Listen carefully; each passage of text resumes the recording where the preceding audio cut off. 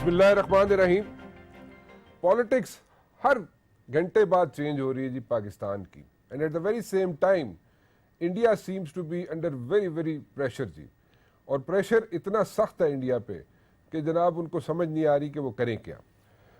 India वालों ने वहाँ पे 3 ऐसे पॉइंट्स रखे हैं जनाब जिनका वो अभी तक इजहार नहीं कर रहे। वो कह रहे जी 3 पॉइंट्स दिए हमने अपनी अफवाज को, और उन 3 पॉइंट्स का एक एजेंडा है, और वो एजेंडा ये समझ लें कि उन्होंने कहा जी एजेंडे का लफ्ज़ मत यूज़ करें, उसको ऑब्जेक्टिव्स कह दें। ऑब्जेक्टिव्स 3 ये दिए हैं इंडियन फोर्सेस को कि इन तीनों ऑब्जेक्टिव्स को अचीव किया जाए। ये 3 ऑब्जेक्टिव्स क्या हैं जो पाकिस्तान के खिलाफ अचीव करने के लिए कहा गया है इंडियन फोर्सेस को, वो उसका अभी तक कहीं पे जिक्र नहीं आ रहा। उसको बड़ा उन्होंने सीक्रेट रखा हुआ है जनाब। लेकिन वो कहते हैं जनाब के 3 ऑब्जेक्टिव्स हैं, इनको अचीव करना है इंडियन फोर्सेस ने, और उनकी हुकूमत ने उनको कह दिया है कि ये अचीव किए जाए।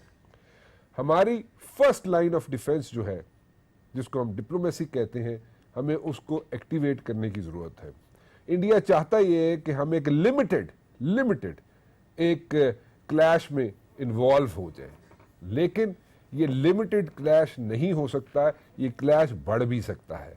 लेकिन हमें हत्तुलवसा ये कोशिश करनी चाहिए कि हम इस क्लैश से बचें और अपनी फर्स्ट लाइन ऑफ डिफेंस जो है उसको एक्टिवेट करें, और उससे जो ऑब्जेक्टिव्स हमारे हैं वो अचीव किए जाएं। ऑन द अदर हैंड जी, एमक्यूएम के जब हम बात करते हैं तो एमक्यूएम का यहाँ पे एक आधा तीतर आधा बटेर वाली सिचुएशन चल रही होती है, और कभी जनाब कोई शख्स उठता है और वो कहता है जनाब के अल्ताफ हुसैन के बगैर यहाँ पे एमक्यूएम का कोई वजूद नहीं है, और फारूक सितार यहाँ पे कुछ भी नहीं बेचते। अगर ऐसा ही है तो फिर फारूक सितार बचाने की तो बहुत कोशिश कर रहे हैं एमक्यूएम को, लेकिन लगता नहीं कि ऐसे हो। जो करारदादें सूबाई असम्बलियों में और नेशनल असम्बलीज में आने वाली हैं कि जनाब एक केस किया जाए, ट्रायल किया जाए अल्ताफ हुसैन का, और आर्टिकल 6 लगाई जाए, वो अनकरीब सामने आने वाला है। But at the very same time ये हालात, जैसे कि मैंने बार बार कहा जी, हर घंटा चेंज होते हैं, हर घंटे के बाद चेंज होते हैं जनाब, और इसको पकड़ना, इसको फॉलो अप करना नहायत मुश्किल हो जाता है। मुश्किल इसलिए हो जाता है कि पॉलिटिशियंस जो है वो बहुत एक्टिव रहते हैं और अपने कोई ना कोई ऑब्जेक्टिव जो अचीव करने में लगे रहते हैं। एक चीज़ हमने देखी जनाब कि इमरान खान साहब जो हैं वो सोलो फ्लाइट लेने के चक्कर में है वंस अगेन, क्योंकि उनके जो कज़न हैं जो तारुल कादरी साहब हैं, जैसे कि मैंने कल भी जिक्र किया था, वो उनको छोड़ के चले गए हैं। इसलिए छोड़ के चले गए हैं कि तारुल कादरी साहब चाहते ये थे कि उनको कुछ उनकी शराइत थी, और वो शराइत पूरी होती हुई नज़र नहीं आ रही थी। ना तो वो शराइत इमरान खान साहब पूरी कर सक रहे थे, ना कोई और पूरी कर सक रहा था। इसलिए कि तारुल कादरी साहब कहते हैं कि डंडा सोटा तो वो कर सकते हैं, उनके पास जनाब स्ट्रीट पावर भी है, उनके पास लोग भी हैं, लेकिन कल को अगर मैं कोर्ट्स में कह रहा हूं कि अगर हुकूमत गिरती है तो फिर उनका क्या रोल होगा, तारुल कादरी साहब का क्या रोल होगा, उनको क्या मिलेगा क्या नहीं मिलेगा, इस पे इख्तिलाफात ने जन्म लिया, और तारुल कादरी साहब नाराज होके चलते बने। मैं इस पे बात करना चाहूंगा जी। मेरे साथ मौजूद है नदीम अफजल चंद साहब, अली मोहम्मद खान साहब पीटीआई से, निहाल हाशमी साहब मुस्लिम लीग नून से। जी आप सबका बहुत बहुत शुक्रिया जी, आप लोग तशरीफ़ लाए। और मेरे ख्याल में आपसे शुरू कर लूँ, मेरे ख्याल में नदीम अफजल चंद साहब कि आप लोग तो नाराज़ हो गए मेरे ख्याल में इमरान खान से, और आप कह रहे हैं जनाब कि वो तो अकेले ही चल पड़े और आप लोगों से तो कंसल्टेशन ही नहीं की, और यही शिकवा जो है तारुल कादरी साहब को भी इमरान खान से है कि जनाब वो खुद ही अकेले चल पड़े रायविंड की तरफ। और कल एक पीपल्स पार्टी वाली खातून मेरे पास ज़रूर आई थी, आपकी रिप्रेजेंटेशन कर रही थी पीपल्स पार्टी की। वो कहती हैं कि अगर मैं नून लीग की जगह होती तो मैं पीटीआई वालों को वहाँ पे हार पहनाती, उनको जनाब गले लगाती, और उसके बाद उनको खाना भी देती और उनको जनाब पानी भी देती। बट यहाँ पे तो डंडा फोर्स तैयार हो रही है दोनों जानिब से, and it can be very ugly. दोनों साइड से अगर गड़बड़ होती है, मुस्लिम लीग नून की साइड से और पीटीआई की साइड से, उनके वर्कर्स आपस में लड़ पड़ते हैं, झगड़ पड़ते हैं, तो it's going to be a situation. Chand साहब, इस सिचुएशन को अवॉइड किया जा सकता है, नहीं किया जा सकता, और आप लोग कहाँ पे खड़े? देखिए राना साहब, मेरे ख्याल में सिचुएशन जो है वो हुकूमत की तरफ से ख़राब की जा रही है, क्योंकि अपोजिशन का तो काम है डिमांड करना डेमोक्रेटिक वेज़ के तहत, डेमोक्रेटिक नॉर्म्स के तहत, अब पार्लियामेंट हो या पार्लियामेंट के बाहर हो या जुडिशल फॉर्म्स हो या जो भी फॉर्म हो। तो मेरे ख्याल में अब जो रायगढ़ के अंदर उन्होंने जलसे का ऐलान किया, इसमें कोई हरज नहीं है। एक कोई उनके घर पे हमला नहीं है और ना ये 6 किलोमीटर दूर एक जलसा गाह में है, वो कहीं भी पाकिस्तान में कर, बल्कि रायगढ़ में ज़्यादा बेहतर है, एक सिंबॉलिक भी हो जाएगा। चलो ताजमहल या आबशाही ख़ानदान का एक जो घराना है जो बनाया जा रहा है जिस मुल्क में, क्योंकि जमहूरियत के लिबादे में छुप कर जिस तरह हुकूमत की जा रही है, ये कोई जमहूरी अंदाज तो नहीं है। क्या मुराद आपकी, मैं थोड़ा स्पेसिफाई। देखिए मेरे ख्याल में जहाँ भी इस मुल्क में मैं समझता हूँ कि जो सरकारी वसाइल इस्तेमाल करके जिसने भी कारोबार बनाए हैं, खा वो किसी भी पॉलिटिकल पार्टी से हो, तो वो इस मुल्क की अमानत है। ये डिपेंड करता है कि ये मुल्क की अवाम कब वो वापस लेते हैं, लेकिन अल्टीमेटली लिए ज़रूर जाएंगे। राना साहब, ये मैं ऑन द रिकॉर्ड आपको कह रहा हूँ कि इस मुल्क में गुर्बत इतनी नीचे तेज़ी से जा रही है और तबकाती जंग शिद्दत इख्तियार करेगी, और तबकाती फ़र्क को मिटाने के लिए तो फिर ये लोग जिन्होंने इस मुल्क के ख़जाने को जिस तरह भी इस्तेमाल किया है, खा लूटा है, खा लोन लिए हैं, खा FBR को इस्तेमाल किया है, खा अपनी वजारतों को इस्तेमाल किया है, इनसे वापस लिए जाएंगे। और खा ब्यूरोक्रेसी में बैठे हैं या पॉलिटिक्स। अब रह गई बात उनको अकेला छोड़ने वाली जो आपने सवाल किया है। एक चीज थोड़ा सा पूछना चाहूंगा चंद साहब आपसे, आपने कहा जी इनसे वापस लिए जाएंगे तो उस वक्त होता है जब ऑपोजिशन मुत्तहिद हो, सारे लोग एक पेज पे हो और उनको गवर्नमेंट को प्रेशराइज कर सके। यहाँ पे तो सब लोगों ने, सब पार्टीज ने अपनी 2.5 इंच की मस्जिद अलग बनाई हुई है और अपोजिशन जब इस मुल्क की तारीख में जब भी मुत्तहिद हुई है, किसी के इशारे पे मुत्तहिद हुई है। अब क्योंकि इशारा किसी का नहीं है इस वक्त, तो मेरे ख्याल नहीं कि अपोजिशन का इंतजार है। नहीं, बिल्कुल इंतजार नहीं है, बिल्कुल इंतजार नहीं है। लेकिन जो अपोजिशन होती थी, टांगे की सवारियां होती थी कुछ लोगों की, हाँ। कुछ लोग मजहबी जमातों, मजहब के नाम पे जो जमातें बनाई जाती थी, कभी इस्लामी जमहूरी इत्तेहाद बनाया जाता था, कभी MMA बनाई जाती थी, वो इशारों पे बनती थी। अब क्योंकि इशारा कोई नहीं है इस मुल्क में, तो मेरे ख्याल में अब अपोजिशन आहिस्ता आहिस्ता अपनी शराइत पे, अपने नजरिए के तहत, अपने मैनिफेस्टो के तहत इकट्ठी होगी। हर जमात का अपना नजरिया होता है। तो अब पीपल्स पार्टी, क्योंकि पनामा के ऊपर पीपल्स पार्टी ने बड़ा क्लियर स्टांस है, पनामा के ऊपर, करप्शन के ऊपर बिल्कुल है, स्टेटस को के ऊपर बिल्कुल है, और मैं समझता हूँ कि ये तंजीमें हमारी मुकम्मल होने दें, हम इसमें PTI से आगे होंगे, पीछे नहीं होंगे। अच्छा, चले। सलीम शहजाद साहब भी मेरे साथ मौजूद है जी, और लंदन से मेरे साथ मौजूद है, और उनकी भी रिप्रेजेंटेशन होगी यहाँ पे, उनसे भी हम बात करेंगे। निहाल हाशमी साहब, पीपल्स पार्टी वाले कह रहे हैं जी कि हम भी साथ हैं और हम PTI से आगे चलेंगे जी। बिस्मिल्लाहिर्रहमानिर्रहीम।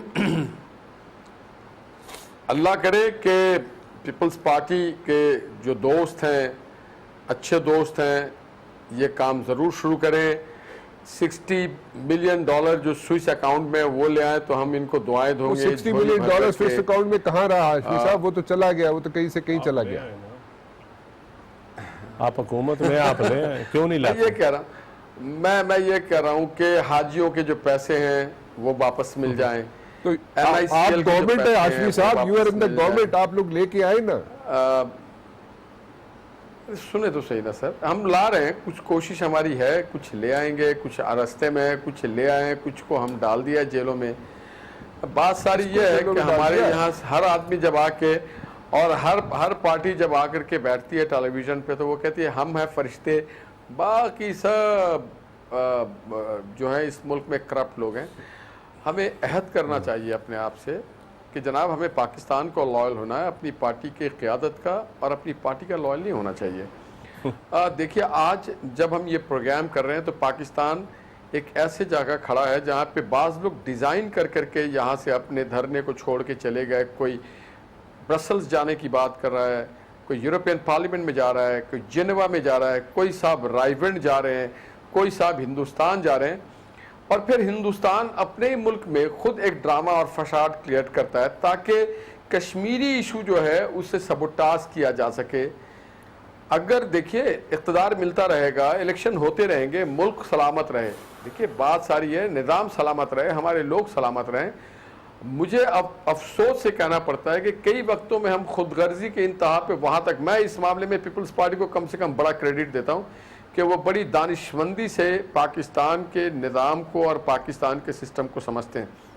मगर जो एक नाम नेहाद अल्लामा साहब जो कनाडा से आते हैं, वो आज जा रहे हैं जहाँ पे हम लेके जा रहे हैं इंडियन एक्सेस की बात करने के लिए कि कश्मीर में पैलेट बुलेट्स मार करके हमारे बच्चों को नाबीना किया गया, हमारी औरतों को बेवा किया गया, हमारे औरतों को बेनकाब किया गया, हर चीज़ जुल्म जबर ज्यादती इंतहा की हुई है।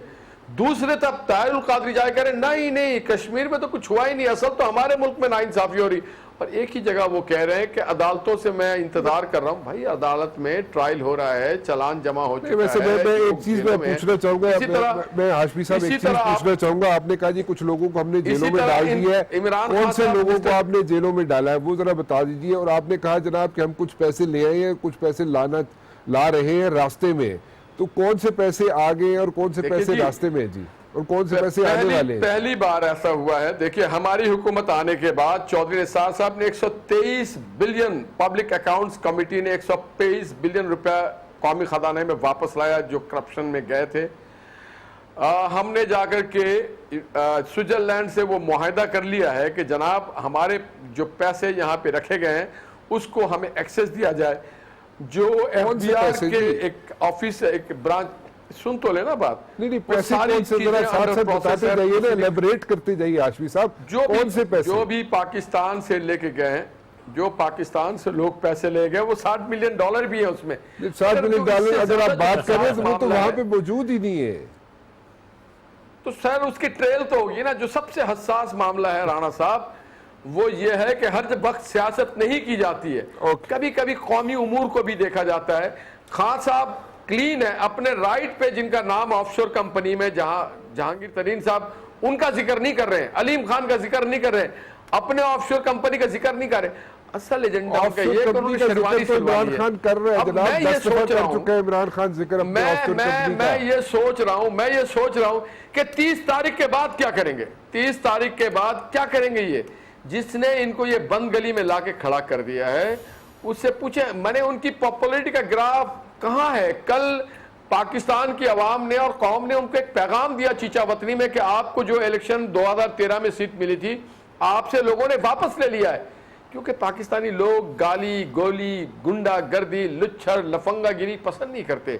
उनके बच्चों की आपने जबान बिगाड़ दी, आपने इदारों की ऊपर उंगलियां, और सारे इदारों को जो काम मुशर्रफ नहीं कर सका प्रैक्टिकली इदारों को तबाह करने का, अब ये इमरान खान को सौंप के गया है कि इमरान खान इदारों पे हमलावर हो, उसको गाली बके, सब कोई बेतौकीरी करे। अगर उनके हक में फैसला अदालतें दे दे तो कहते देखा फैसला, सुप्रीम कोर्ट ने ये पिटीशन वापस, ये लेटर का जवाब दे दिया प्राइम मिनिस्टर। मगर अगर उनके हक में फैसला ना आए तो फिर कहते कि जी ये तो इदारे ठीक नहीं है। अगर ईसीपी में हमारे किसी आदमी के खिलाफ फैसला आ जाए तो कहते ईसीपी का फैसला बड़ा आईनी कानूनी है। अगर उनके हक में नहीं आए तो फिर ये कहते हैं ये जनाब अंपायर है। इसी तरह जो मीडिया फैक्ट एंड फिगर सच बताए उसे वो कहते हैं कि ये बड़ा बायस्ड मीडिया है, ये मीडिया लिफाफे लिए बैठा है। तो इनको किस करवट चाहना था। किसी और मुल्क में अगर ये होते तो अब तक डॉक्टरों का बोर्ड बैठ चुका होता कि भाई तफ्तीश किया जाए कि इनको मर्ज क्या लायक है। चले मेरे ख्याल में पूछते हैं अली मोहम्मद खान साहब से, पीटीआई से इनका ताल्लुक है कि जनाब इमरान खान साहब को मर्ज क्या है और वहाँ पे बोर्ड बैठना चाहिए या नहीं बैठना चाहिए इमरान खान के लिए। जी अली साहब। शुक्रिया जी, बिस्मिल्लाहिर्रहमानिर्रहीम, अल्लाहुम्मा सल्ली वसल्लम व बारिक अला सय्यिदिना मुहम्मद रसूलुल्लाह सल्लल्लाहु अलैहि वसल्लम। सबसे पहले तो मैं राना साहब आपको अप्रिशिएट करता हूँ जो आपने कश्मीर के टॉपिक को आज उससे आपने स्टार्ट लिया। और इस वक्त जो सूरत हाल है कश्मीर में कि तकरीबन 80 दिन से वहाँ पे कर्फ्यू है और वहाँ पे मुसलमानों को ईद तक मनाने नहीं दी गई। और लोगों को इस दफ़ा जो पैलेट गन्स वो यूज़ कर रहे हैं, मैं समझता हूँ ऐसी एक जुल्म की वो दास्तानें वहाँ पे रकम की जा रही हैं कि उसकी मिसाल नहीं मिलती। और फिर उन्होंने इस तरीके से इसको प्लान किया कि जब पाकिस्तान के वज़ीर आज़म गए हैं जनरल असेंबली तो वहाँ पे एक ड्रामा खेला गया उड़ी में। और मैं उम्मीद करता हूँ कि मियाँ साहब वहाँ पे उसको अच्छी तरह रिस्पॉन्ड करेंगे। पाकिस्तान की सियासत की तो गुफ्तगू करेंगे, लेकिन इस हवाले से मैं इतना मैं बता दूँ, परसों भी मैंने इस पर बात की है, आज दोबारा कर रहा हूँ कि कश्मीर के इशू पे अगर नवाज शरीफ साहब वहाँ पे बोलेंगे और हिंदुस्तान का काला चेहरा दुनिया को दिखाएंगे, तो ये तसल्ली रखें कि उनके पीछे पूरी कौम खड़ी होगी और हम भी उनको उस पर सपोर्ट करेंगे अगर वो हिंदुस्तान का जो जुल्म है उसको दुनिया के सामने वो दिखाते हैं। बाकी जहां तक पाकिस्तान का इशू है उसका करेंगे जी, पनामा का, हाँ अगर करेंगे तो, अगर करें चले, अगर वो करेंगे जी तो। अच्छा, सलीम शहजाद साहब मेरे साथ मौजूद है, अली मोहम्मद साहब और लंदन से मेरे साथ मौजूद है, वो भी अपनी इनपुट देंगे हमें। मैं इससे चंद साहब कह रहे हैं जी कि वो देंगे, उम्मीद करते हैं मियाँ साहब वो इस किस्म का रिस्पांस देंगे। 3 सालों में तो नहीं दिया, वो कह रहे हैं 3 सालों में नहीं दिया, लेकिन अब देंगे। अगर कश्मीर के बारे में मियाँ साहब बोलेंगे तो बड़ी बात होगी। सलीम शहजाद साहब से भी पूछ लेंगे, उनकी भी इनपुट ले लेते हैं। आप भी अपनी बात जारी रखिएगा। अली साहब एक छोटी सी ब्रेक ले लूँगा। और लाइन कट गई जी, और ये मेरे ख्याल में आपने सुना होगा जी, बड़ी पुरानी बात है, और लाइन कट गई और 3 मरतबा लाइन कटी है सलीम शहजाद साहब की। किस लिए कटी, क्यों कटी, इसकी तफसील में बाद में जाएंगे, लेकिन सलीम शहजाद साहब भी मेरे साथ मौजूद है। अली मोहम्मद साहब, आप अपने गुफ्तगू कंप्लीट कीजिए ताकि फिर हम आगे चले जी। आपको मैंने बीच में इंटरप्ट कर दिया था। शुक्रिया राना साहब। बाकी जहाँ तक पनामा का ताल्लुक है, ना हमें एहतजाज की जरूरत पड़ती और ना कोई कंटेनर लाने की जरूरत पड़ती, ना मार्च की जरूरत पड़ती, किसी चीज की जरूरत ना पड़ती अगर नवाज शरीफ साहब अपनी बात की लाज रख लेते। और अजीब बात है, पूरे पाकिस्तान में लोग जगह जगह जलसे कर रहे हैं, जुलूसें निकल रही हैं, लोग डिमांड कर रहे हैं कि भाई आप अपना एहतसाब होने दें। यानी कि एक आदमी जिसने गलत काम ना किया हो और उसको पूरे मुल्क में लोग कहें कि आप अपना एहतसाब दें, वो तो कहेगा कि यार कल सुबह नहीं आज रात मेरा एहतसाब कर लो। तो ये अजीब बात है कि मियां साहब ने खुद एडमिट किया, अब उसको वो नहीं मान रहे। जगह जगह थोड़ा सा अली साहब आगे चलेंगे, क्योंकि अभी जो क्लैश बनने की सिचुएशन बनी हुई है कि मैं आपको ये अर्ज करना चाहता हूँ ना, मुझे अजीब सा लगे। देखें, मैं अगर नून लीग की जगह पे हूँ, अगर मैं कोई नून लीग का मिनिस्टर हूँ या मैं नून लीग को रिप्रेजेंट कर रहा हूँ, तो मैं ये करूंगा कि मैं अपोजिशन के एहतजाज से जो है वो टेम्परेचर निकालने की कोशिश करूंगा। मैं उनको वेलकम करूंगा, मैं उनको हर किस्म की प्रोटेक्शन दूंगा, और अगर खुदा ना खास्ता अपोजिशन अपने आप से बाहर होती है, मैं उनको कहूंगा कि आओ और जो करना है करो, ताकि वो पॉलिटिकली उनकी डेथ हो जाए। यहाँ पे हो ही रहा है। मैं शुक्रिया अदा करना चाहता हूँ नून लीग का कि उन्होंने अपने जो गुल्लू निकाले हैं, जो उनके जो मिनिस्टर लेवल के लोग इमरान खान को मारने तक की धमकी दे रहे हैं, ये ऐसा हो रहा है कि इससे उन्होंने हमारे अरबों रुपए की पब्लिसिटी कर दी है। अब मुझे इस बात की समझ राना साहब नहीं आती कि पाकिस्तान के दुश्मन नंबर 1 मुसलमानों के कातिल आजम नरेंद्र मोदी को तो अपने घर जाती उम्रा दावत पे बुलाते हैं, शादी पे। हम तो जाती उम्रा भी नहीं आ रहे, हम तो रेवंड आ रहे हैं। लेकिन बात सुने अली मोहम्मद साहब, बनी गाला में तो मियां मोहम्मद नवाज शरीफ साहब भी चल के गए थे इमरान खान साहब के पास। मैं समझता हूं कि जमहूरियत में एहतजाज होता है और सियासत में इसको वेलकम करना चाहिए। देखें, माहौल कब से खराब हुआ? माहौल तब से खराब हुआ जो हमारे भाई आबिद शेर अली साहब ने डंड मंड निकाले, डंडे सोटे निकाले, फिर कुछ और इस तरह के इनके वजीरों ने। मैं समझता हूं अभी एक मैं पट्टी देख रहा हूँ शहबाज शरीफ साहब की, अगर वो ये इनकी पार्टी लाए हैं तो आई वेलकम दिस। तो उन्होंने कहा कि प्रोटेक्शन देंगे उनको, अपने जो मिलिटेंट विंग है उसको मैं समझता हूँ कंट्रोल करना चाहिए। अच्छा चले, मैं जरा सलीम साहब की तरफ चलता हूँ। मैं थोड़ा सा आज जो गुफ्तगू हुई है, अच्छा फिर लाइन कट गई, ये पता नहीं जी बार बार लाइन क्यों कट रही है, इस पे कोई आप जी हाशमी साहब लाइन क्यों कट रही है बार बार? नहीं है राणा साहब। अच्छा जी, चले हो सकता है। हाशमी साहब वो तो कह रहे हैं जनाब कि मियाँ साहब कह रहे हैं, मियाँ शहबाज शरीफ साहब कह रहे हैं कि जनाब आओ आओ जनाब उत्थे असीं तुहानूं प्रोटेक्शन भी देवांगे पीटीआई वालों नूं। ऑन द अदर हैंड यहाँ पे जनाब डंडा सोटा लेके आप लोगों के बंदे बाहर आ रहे हैं। क्या स्प्लिट है पार्टी के अंदर? जैसे कि पीटीआई के अंदर स्प्लिट आ गई है, उस तरह क्या नून लीग में भी स्प्लिट आ गई है? क्योंकि पीटीआई में तो वो जो कज़न है कादरी साहब, वो तो नाराज़ होकर चले गए। वो तो कह रहे हैं कि जी उनको तो अगर गवर्नमेंट गिरती है कल कोई रिप्रेजेंटेशन नहीं मिलेगी, या ऐसा जो उनकी तवक्कुआत है कादरी साहब की वो पूरी नहीं होंगी आइंदा आने वाले दिनों में, इसलिए वो नाराज़ होकर चलेंगे। क्यों हाशमी साहब?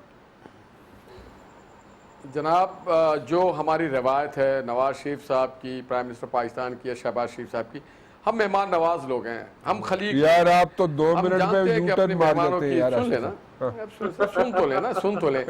देखिए, हम गाली गोली नहीं बर्दाश्त करते, मगर कोई अच्छे से हमारे घर आए तो हम तो देखिए हम गाली गोली नहीं बर्दाश्त करते, हम तो वहां उनको खिलाएंगे, खातिर करेंगे, फिर तारिक जमील साहब को बुलाएंगे, उनको कहेंगे कोई वाज भी करें। हम तारिक जमील साहब को कैबिनेट भी बुला चुके हैं कि हमारे लोगों की अल्लाह और अल्लाह के रसूल की बात सुनना चाहिए। अली मोहम्मद भी ये भी अगर वाज करेगा तो हम इसे भी दावत देंगे, ये भी बड़ा अल्लाह वाला आदमी है, बड़ी दीनदारी करता है, ठीक आदमी है, करेक्टर का आदमी, मगर ये फंस गया कहीं और। ये कोई बात नहीं, आइंदा ये हमारे साथ होगा। इसके दादा पाकिस्तान के बानी मुस्लिम लीग के रुकनों में से थे। ये क्या मतलब आप इनविटेशन दे रहे हैं अली को कि आइंदा इलेक्शन में आपके साथ नून लीग होगा? इनके खून में अच्छा मुस्लिम लीगी का खून है, जिसने पाकिस्तान बनाया था, तो ये भी आएगा पाकिस्तान बनाने वालों की औलाद है, ये बहुत अच्छा आदमी है। मेरी भी एक शर्त है, मैं ये समझता हूँ कि ये अच्छा वो शर्त दे रहे हैं जी, हाशमी साहब शर्त सुन ले। मेरी भी शर्त है। अली मोहम्मद कह रहे हाँ जी, मेरी शर्त ये है शर्त बताएं कि एक शर्त पे मैं नून लीग में आ सकता हूं कि नून लीग के झंडे में सुर्ख रंग शामिल करें और उसकी चेयरमैनशिप इमरान खान के हवाले कर दें। सर देखिए ना, हम इसके लिए एक काम कर सकते हैं कि इमरान खान साहब को जो विंग है हमारी ढोल तमाशे का, उसका वो विंग तो दिया जा सकता है, मगर ये बड़ी जिम्मेदार पार्टी है, आपको पता है। अली मोहम्मद साहब आप आए, आप वेलकम है।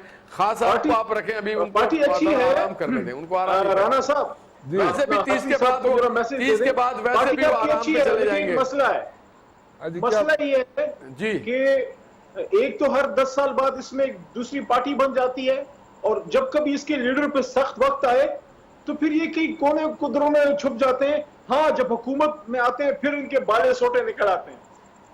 ये पहली पार्टी है जिसके पहले दिन मुशाहिदुल्लाह खान रीगल पे प्रेस कॉन्फ्रेंस करके और हमारे साथी खड़े हुए और आमरीत के खिलाफ मुजाहरा किया। पहली बार हुआ है पाकिस्तान में। पूछे मराना मुबश्शिर से अगर मैं गलत कर रहा हूं तो। ये बात ठीक है, वैसे नहीं हुआ है, ये बात बिल्कुल दुरुस्त है। वैसे हम जेल गए, हमने जबर बर्दाश्त की। हाँ, ये पहली पार्टी है जब कलसूम नवाज की गाड़ी को उठाया गया तो कितने मुस्लिम लीगी थे उसके पास।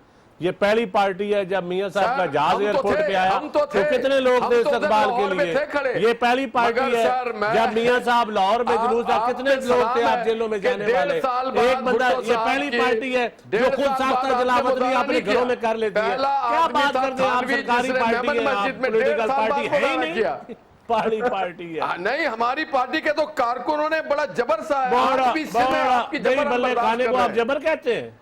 आज भी आपके सिंध में जबर हम बर्दाश्त कर रहे हैं जनाब। किधर आप जबर, आप सिंध में कर रहे हैं वहां पे हमारे बने हुए, आप किधर हैं वहां पे जबर और आपका तो कोई चोली दामन का साथ भी नहीं है। ज़ियाउल हक से लेकर मुशर्रफ तक के जबर तक आप तो उसके साथ नहीं जनाब, सारी डेपुटेशन काबली की तो आपके साथ बैठी हुई है, मुशर्रफ की कैबिनेट आपके साथ बैठी हुई है। आप तो अयूब खान के वक्त से, आप तो अयूब खान के वक्त से हैं, हम तो बड़े जूनियर हैं सर। आप तो अयूब खान के वक्त से हैं, आप अयूब खान के वक्त से हुजूर, उस वक्त वो मुस्लिम लीग के लेवल को एक्सप्लेन न करें, जनरल सेक्रेटरी थे आप अयूब खान के वक्त से। आपका चोली दामन का साथ आप एनआरओ करा के आते हैं सर। हमने एनआरओ नहीं किया, आपने एनआरओ किया हुजूर। एनआरओ किया तो आपको लड़ने की, इलेक्शन लड़ने की इजाजत मिली। एनआरओ किया तो आप सऊदी अरब से सऊदी जहाज में बैठ के आए। हमने एनआरओ सरूर पैलेस में बैठ के आपकी वजह से किया, भरोसा किया हुजूर। मैं बीच में एक बात कर लूं, भरोसा किया, हमने कभी नहीं किया एनआरओ पे। एनआरओ हुआ तो क्या नहीं, मुशर्रफ ने वर्दी उतारी। सच्चाई पे हम भरोसा करते हैं। आप प्लीज, हाँ ऐसी सच्चाई, फरिश्ते नुमा लोग हैं जो इफ्तिखार चौधरी और आपकी पार्टी नुमा है। हाशमी साहब बात तो सुन लें, ये सच्चाई है ना, जो इफ्तिखार चौधरी और कियानी के नेक्सस से जो इलेक्शन आपने जो जीता है, यही सच्चाई का इलेक्शन होता है ना 2013 में जो हुआ। आपने जो हशर किया के साथ, रेंटल पावर, आपने नौकरियां, लोगों ने क्या करते फिर वो रेंटल पावर अब आईपीपी के नाम पे आप चला रहे हैं, वो रेंटल पावर अब आप चला रहे हैं, वो ठीक हो गया रेंटल पावर। पंजाब को सदियों का फासला सालों में तय कर दिया शहबाज ने, और आज सालों का फासला सिंध में आपने सदियों का फासला बना दिया। सिंध की सारी सड़कें, निजाम, इंतजाम, पानी, कचरा, सिवरेज, नौकरियां, लॉ एंड ऑर्डर, तबाही फेर दी आपने सिंध में। तो वोट तो हमें देंगे, काम अच्छा करें आपको ही वोट देंगे। अगले बार काम अच्छा करें आपको वोट डालेंगे, काम नहीं करेंगे तो लोग वोट नहीं डालेंगे। ये अवाम की बात कर रहे हैं या जिन्होंने आपको वोट डाले उनकी बात कर रहे हैं? सर अवाम पे फखर है हमें, इस अवाम ने फखर है। जरा कंप्लीट करें, मुझे एक दफा फिर लाइन मिल गई है जनाब मेरी। कल आपको भी 15,000 वोट पड़े हैं, कल आपको भी अल्हम्दुलिल्लाह 15,000 वोट पड़े हैं सर चीचावतनी में। चले मेरे ख्याल में जब पटवारियों के बगैर इलेक्शन होगा हाशमी साहब, उस वक्त देखेंगे। अच्छा, लो जनाब, कल चौधरी सरवर कह रहा था कि ये फौज ने बहुत अच्छी उसकी निकली। जो आप जीत जाए वो पटवारियों के बगैर होता है, जो हम जीत जाए वो पटवारियों के साथ होता है। कमाल है जनाब, खाता मैंने चित भी मेरी पट भी मेरी। वाह जनाब वाह। अच्छा, कोई थोड़ा चले। इंसाफ करें। चंद सलीम साहब, शहजाद आप साहब अच्छे आदमी आगे हैं। एक दफा फिर जी, और इससे पहले कि फिर लाइन कट जाए मेरे ख्याल में उनसे पूछ ले। सलीम शहजाद साहब, आवाज आ रही है आपको? जी आ रही है बिल्कुल। अच्छा, आप अपने ही घर पे हैं ना? जी मैं अपने घर पे हूँ।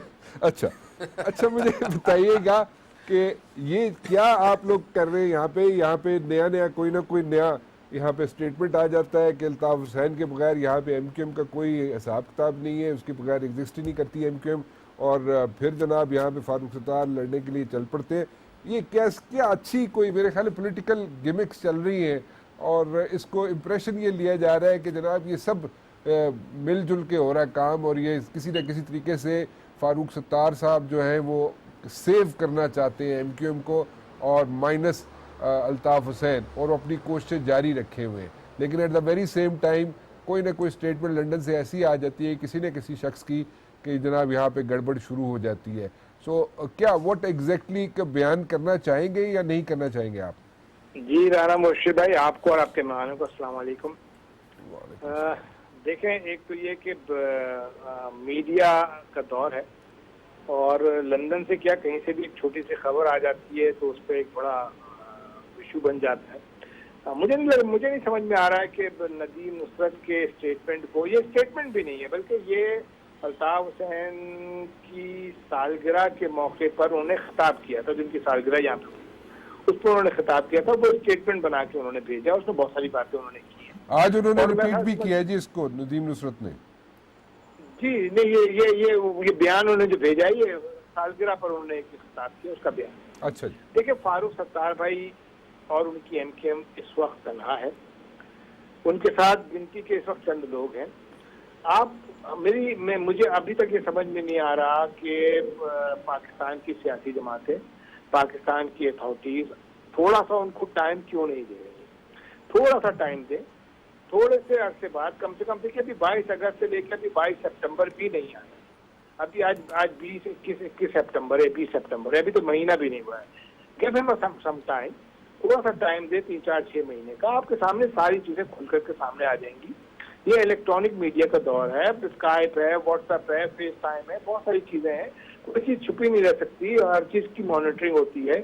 अगर फारूक सत्तार भाई दोनों किश्तियों पे पांव रख करके चल रहे हैं तो वो भी सामने आ जाएगा, और अगर वो बिल्कुल मुखलिस हैं और वो जो कुछ कह रहे हैं वो बिल्कुल सही है तो वो भी सामने आ जाएगा। लेकिन गिव हिम सम टाइम, और चंद लोगों को उनके साथ शामिल होने दें। अभी उनको एक हादसा पेश आया, बेचारे जख्मी हो गए, फिर वो इसी हालत में, फिर इसी दौरान ख्वाजा इजहार हसन भाई का वाक़या हो गया, उसमें भी उनको काफ़ी तकलीफें आई। उसके बाद यानी रोज़ाना के तौर पर रोज़ाना उनके साथ कोई ना कोई इवेंट हो रहा है, और उनको टाइम नहीं मिल रहा है कि वो ऑर्गेनाइज कर सकें, चीज़ों को बेहतर बना सकें, तो इट विल टेक टाइम। और मैं समझता हूँ कि कोई ऐसी बात नहीं है, कोई वन साइडेड नहीं हो रहा है, या मुखमुखा को कोई बात नहीं है। उन्होंने जो बात कही है बिल्कुल सही कही है, और उस पर वो कायम है। अच्छा, दो चीज़ें सलीम शहजाद साहब, दो बातें पूछना चाहूँगा, आप बता दीजिएगा। अगर एक तो आप टाइम की बात करें कि give him some time, give him to settle down, आप फारूक सत्तार की बात करें कि उनको सेटल डाउन होने दीजिए, उनको कोई टाइम दीजिए, कितना टाइम उनको दिया जाना चाहिए, नंबर 1। नंबर 2, ये बताइए कि कल को अगर ये चीज़ बिल्कुल सामने हो, अभी तो डाउट्स हैं, अभी तो लोगों के जहनों में डाउट्स हैं कि जनाब वो दोनों किश्तियों में फारूक सत्तार यहाँ पे सेलिंग इन 2 बोट्स, लेकिन अगर वो ये चीज़ बिल्कुल अया हो जाती है कि वाकई ही सेलिंग इन 2 बोट्स, तो क्या आप उनको छोड़ देंगे?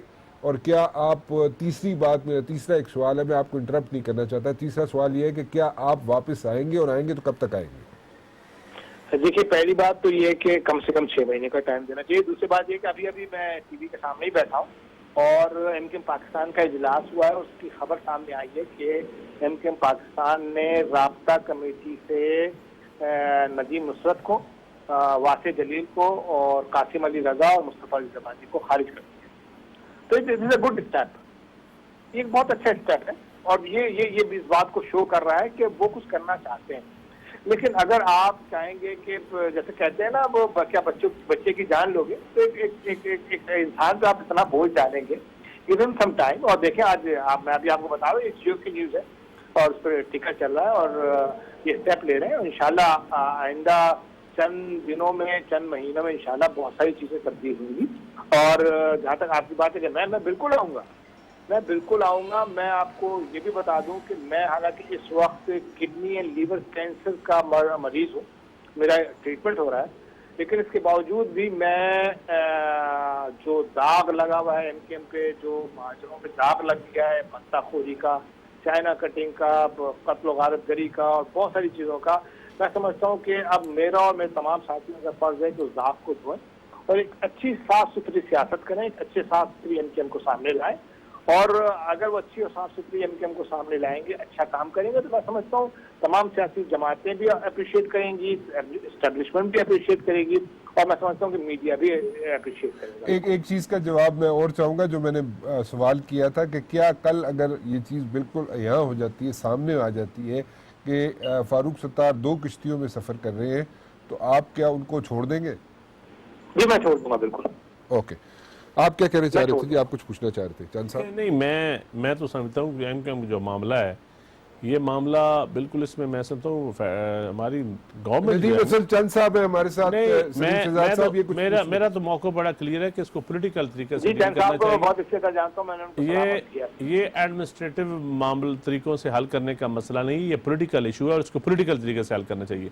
लेकिन फेडरल गवर्नमेंट का जो रोल है इस मामले में, मैं समझता हूँ वो कोई बड़ा यानी कि 2 रंगा रोल है, एक यक रंगा नहीं है। तो ये भी निहाल हाशमी साहब बेहतर जवाब दे सकते हैं इस पे कि 2 रंगा रोल कब खत्म होगा, ये एमकेएम का इशू हो या कश्मीर का इशू हो, इसके ऊपर। अच्छा, ये दोनों जवाब आपसे चाहिए होंगे निहाल हाशमी साहब। सलीम शहजाद साहब हमारे साथ रहिएगा और अली साहब आपसे भी गुफ्तगू करनी है, आपकी भी इनपुट चाहिए। सलीम शहजाद साहब हमारे साथ मौजूद है एक छोटी सी ब्रेक के बाद। जी हमारे साथ मौजूद है जनाब सलीम शहजाद साहब और 2 क्वेश्चंस रेज किए हैं यहाँ पे चंद साहब ने, और चंद साहब पूछ रहे हैं सलीम शहजाद साहब से कि जनाब निहाल हाशमी साहब से। अच्छा, निहाल हाशमी साहब से। ओह चलो जी, निहाल हाशमी साहब तुसी दसो जी, हूँ अगे हो की दसिए दसो। नहीं, मेरा सवाल ये था कि एमकेएम का इशू हो या कश्मीर का इशू हो, इस पर आपकी पॉलिसी क्लियर कब होगी? हाँ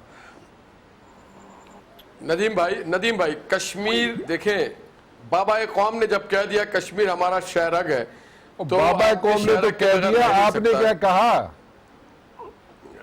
हमने जो कहा बाबा कौम लाहौर की बात है। कल सुनेंगे, कल देखेंगे आप जो स्टांस हमने लिया वो इंशाअल्लाह ताला तारीखी स्टांस होगा। दूसरी बात, अच्छा, कराची के लोगों को फैसला करने दें कि वो किस पार्टी के साथ जाएंगे।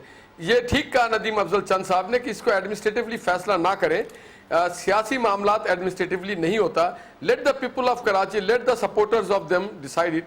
हमें थोपना नहीं चाहिए, हम किसी पार्टी में मुदाखलत नहीं करना चाहते। जो पार्टी पाकिस्तान के डोमेन में रह के और पॉलिटिकल पार्टीज एक्ट 1976 के तहत काम करती है उसको उतनी ही हक हासिल है जितना मुस्लिम लीग नून को है, पीपल्स पार्टी को है, पीटीआई को, हर पार्टी को उतनी हक हासिल है कि वो अपना काम करे, अवाम में अपने मंशूर लेके जाए, अपनी कारकर्दगी दिखाए। मगर अगर उसके डोमेन से बाहर जाए तो फिर अवाम भी उसको मुस्तरद कर देते हैं और फिर वो तारीख का हिस्सा बन जाते हैं। अच्छा, ये अब यहाँ मैं सलीम शहजाद साहब से पूछना चाहूँगा, वो कह रहे हैं जनाब के वासिफ जलील, मुस्तफ़ा अजीज़ आबादी और नुसरत नईम जो है, नदीम नुसरत जो है, वो उन सबको फारिग किया जाता है। आइन क्या कहता है सलीम साहब? क्या एमक्यूएम का आइन इस चीज़ की इजाज़त देता है? एमक्यूएम का आइन ये नहीं कहता कि जनाब Altaf Hussain is the supreme authority and he can get away with everything? नहीं, मैं समझता हूँ कि देखिए पहले ही कोई हफ्ता 10 दिन पहले ही फारूक सत्तार भाई ने वो जो शिक थी, क्योंकि वो सरबरा है आईनी तौर पर, वो सरबरा है, उन्होंने वो शिक निकाल दी।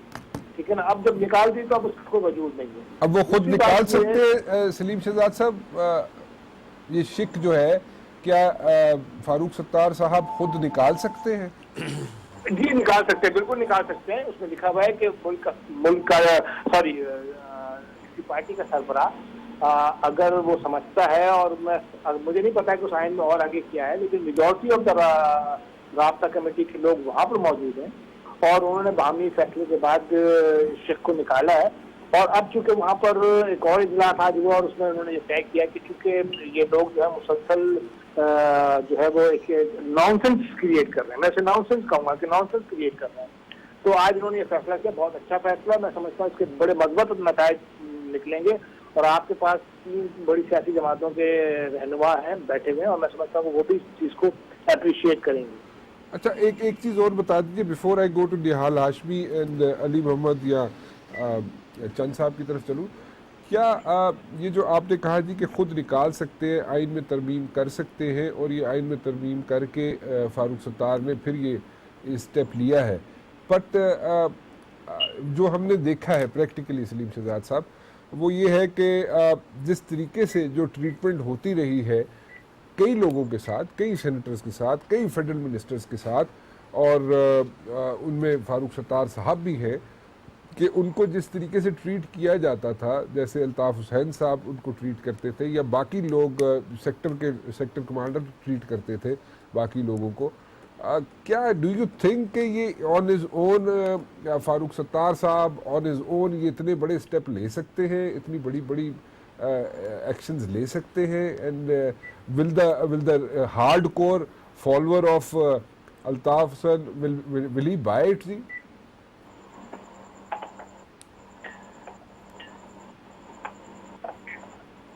सलीम शहजाद साहब जी, मुझसे पूछ रहे हैं आप? जी, आप ही से पूछ।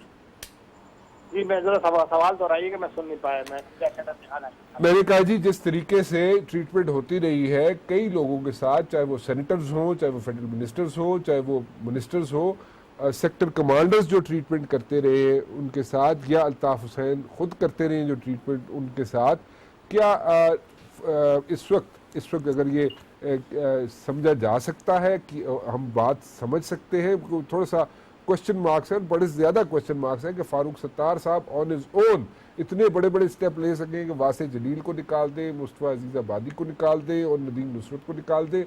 और हमने जो देखा है वो अल्ताफ़ हुसैन को अल्टीमेट अथॉरिटी हमने हमेशा देखा है, और वो इतने बड़े स्टेप्स ऑन हिज ओन ले सकते हैं यहाँ पे मुस्तफ़ा ये अपना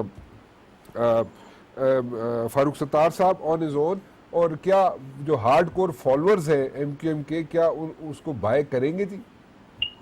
जी देखिए, बिल्कुल ले सकते हैं आप। हम लोग असल में और बहुत सारे लोग जो हैं वो फारूक सत्तार भाई को कुछ अंडर एस्टिमेट करें, बिल्कुल ले सकते हैं। थोड़ा सा उनको पुशअप मिल रहा है बहुत सारे लोगों से, मेरी बातों से भी, और फैसल सफदारी भाई आए हैं और बहुत सारे लोग हैं जो उनसे रास्ते में, और उनसे उनको बड़ी तकवीत मिल रही है और वो स्टेप ले रहे हैं, क्योंकि जाहिर बात है अकेले हैं, अब थोड़ी सी टीम बन रही है, स्टेप ले रहे हैं। और ये कौन सा पनामा लीग का हिसाब है जो नहीं लिया जा सकता है? बाकी हर जमात से हिसाब लिया जा सकता है सिवाय पनामा वालों के। आप इनको ये जवाब दें, पूरे प्रोग्राम में पनामा का जवाब ही नहीं पूछा।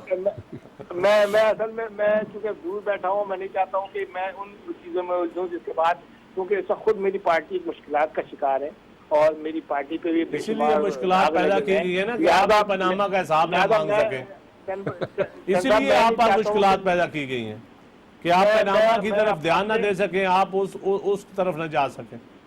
नहीं, मैं अपना दाग धोने के बजाय दूसरों के दाग धोने की कोशिश करूं। मैं नहीं चाहता हूं कि मैं पहले अपनी पार्टी के दाग धोऊंगा, उसके बाद मैं किसी को कह सकता हूं या दूसरे के ऊपर जो इल्जाम लगा सकता हूं। अभी खुद मेरी पार्टी पे बेशुमार इल्जामात हैं और उन इल्जामात को खत्म करना, उन दागों को मिटाना मेरा काम है। तो मैं नहीं समझता हूँ कि अभी मैं उन चीज़ों में उलझूं। आपकी बड़ी बड़ी सियासी जमातें हैं, आप लोग बैठे हुए हैं पनामा लीग से, और मैं समझता हूँ कि इस पर बात होनी चाहिए, बिल्कुल होनी चाहिए। मैं ये नहीं कहता हूँ नहीं होनी चाहिए, लेकिन इस वक्त हम इस काबिल नहीं है, इतने पाँव पे नहीं खड़े हैं कि हम अभी इन चीज़ों में लगे। पहले हम खुद अपनी मुश्किलात का शिकार हैं। अच्छा, अली मोहम्मद साहब, एक आप कुछ यहाँ पे इनपुट आपकी चाहिए हमें, और क्योंकि बार बार चंद साहब तो पूछ रहे हैं हाशमी साहब से कि जनाब आपने यहाँ पे कोई गड़बड़ की हुई है, लेकिन निहाल हाशमी साहब बताना नहीं चाह रहे, उस पर आप कोई इस पे इनपुट देना चाहेंगे क्योंकि आखिरी मराहिल में शो? दोनों पे जरा एक सेकंड में बात करूंगा। पहले तो ये, जहाँ तक एमक्यूएम का ताल्लुक है, एक सियासी जमात के तौर पे इसको बनाया गया लेकिन इसको चलाया नहीं गया, इसको एक फाशिस्ट जमात के तौर पे चलाया गया। मैं समझता हूँ मौका बिल्कुल मिलना चाहिए, लेकिन क्या ये मौका लेने में जेन्युइनली इंटरेस्टेड हैं उसके लिए प्रूव करना होगा कि दो कश्तियों के सवार नहीं है। आज इस सलीम साहब ने बहुत मुनासिब बातें की हैं, लेकिन मैं समझता हूँ कि आईन सबसे बड़ा है। और उस दिन 22 अगस्त या 20 अगस्त कौन सा दिन था जब वो वाकया हुआ, तो उस दिन आईन क्या कहता है 17(2) के तहत, अगर उस आईन के इस शिक के तहत उस जमात के कुछ लोगों ने वो काम किया तो क्या उनके खिलाफ एक्शन लिया जा रहा है या लिया जाएगा? क्या वो दिन जब जमात ने वो काम किया सारी जमात उसको ओन करती है? अगर ओन करती है तो फिर तो पूरी जमात बैन होगी, नहीं होगी तो उन लोगों के खिलाफ कार्रवाई जरूर होनी चाहिए जिन्होंने पाकिस्तान के खिलाफ नारे लगाए। मैं एक चीज पूछना चाहूंगा, मैं सिर्फ एक चीज पूछना चाहूंगा अली साहब कि बैन करना क्या हल है इस चीज का? क्योंकि देखें रिप्रेजेंटेशन जो है MKM जो है वो एक रियलिटी है। आप उसके लीडर ने जो गलत कारियां की, जो गलत बयान किए अल्ताफ हुसैन ने, वो अपनी जगह, लेकिन MKM एक रियलिटी है, उसको भी जरा मद्देनजर रखिएगा। कोई बात मैं राना साहब आपको अर्ज कर रहा हूँ कि क्या वो फेल अल्ताफ हुसैन का अलहदा था या उनके साथ यहाँ पे कोलैबोरेटर्स थे? उसके साथ साथ जो यहाँ पे टारगेट किलिंग होती थी, लोगों को मारा जाता था, तो यहाँ का जो सेटअप उसमें यूज होता था उसको तो बेनकाब होना चाहिए ना। देखें, किसी भी जमात से ज्यादा इंपॉर्टेंट पाकिस्तान है।